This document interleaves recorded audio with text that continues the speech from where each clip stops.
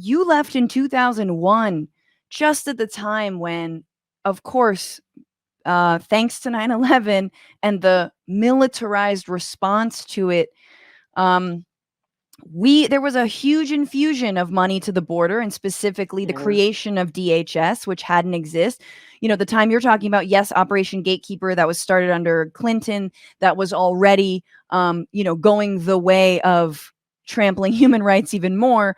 But let's just look at the budget, right? Since 93, when current strategy of concentrated border enforcement was first rolled out along the U.S.-Mexico border, the annual budget of the Border Patrol increased more than tenfold, $363 million. This is until 2021, to nearly $4.9 billion. So 363 million to 4.9 billion now. Since 2003, the budget of CBP, right, with the sort of the more umbrella, which includes Border Patrol and operations at ports of entry, has also nearly tripled, rising from 5.9 billion in 2003 to 17.7 billion in 2021. That's this last year. 17.7 billion. Has it gotten better? Are there fewer deaths? Are people safer? I think we know the answer to that.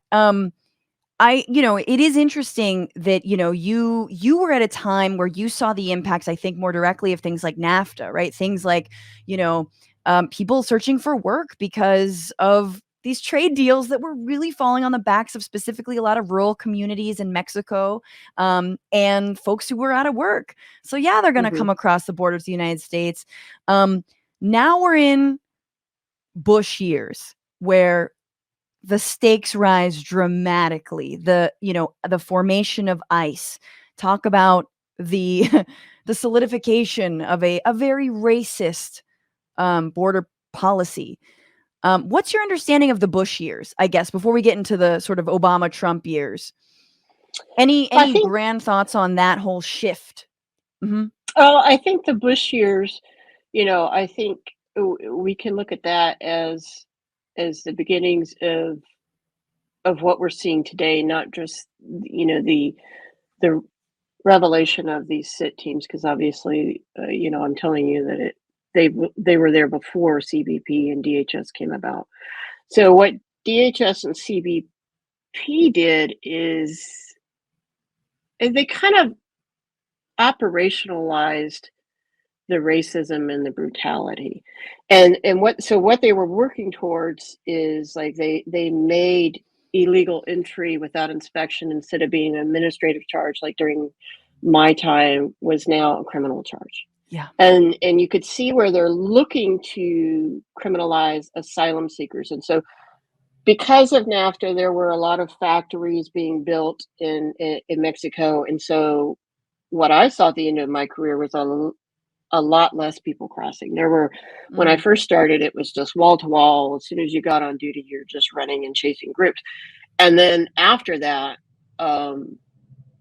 when NAFTA started actually creating employment for Mexicans in their own home country, we saw less of that. We saw more people leaving the United States, and it was boring. It was really pretty boring out there in the field. You could go sometimes days without seeing anybody. And so I think what the Border Patrol, they had a lot of influence on CBP and how they would be organized. And they wanted to create CBP as more of a national police force. And back then, the guy in charge was Chief David Aguilar. And he ended up becoming like a deputy commissioner of CBP after he was chief of the Border Patrol. And what he wanted was for even like FBI and ATF and all of the other federal agencies to have to come to CBP and the Border Patrol for their intelligence. So fast forward now to today, when you see like the BLM protest and these other issues at the border going on, or you see what's going on, or what went on during the Trump administration with the protests in Portland, Oregon. Yeah. You see CBP drones being used. You see CBP officers being used. So what the Border Patrol and CBP did is quietly and secretly increased the authorities and the abilities of these agencies and made them more and more powerful. Yeah, their And jurisdictions are just so vast. I think that's what you're referring to.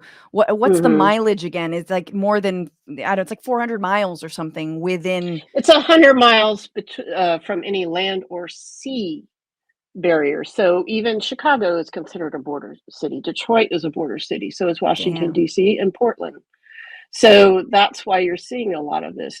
I mean, when you go down to the border today, it doesn't feel like there are more agents, even though there are 3 times as many agents as when I was there, because they use more cameras and things. And apparently now they have robot dogs they're going to use. So Yes, it's, this is the latest breaking news. Fun, Jen. See what you missed out on? I know, Robot damn it. dogs. You could have that probably would be a better friend than I guess some of the people you had to Yeah, work with. maybe. Um, yeah, so let's Basically, what you mhm. see in the Bush years is you see these anti-immigrant hate groups bringing in policies and changing a lot of stuff as far as federal administration and ideas that anybody who crosses the border is a potential terrorist, Yes. and anybody who, and so that's the big overall picture, is let's criminalize anybody who's coming across the southern border, not necessarily always the northern border, not necessarily people who overstay their visas and or people who look like me, but mostly Central Americans that are coming across the southern border, or black, or yeah, Haitians, Yes, people black from migrants, Haitian Cameroon. migrant. Yeah. Yes. What's going on, Frantifa? If you haven't already, subscribe to this channel right now. Hit that button. And also, you can become a patron and support the show every single week. Get access to bonus episodes and exclusive merchandise. Patreon.com/bitchuation room. Do it.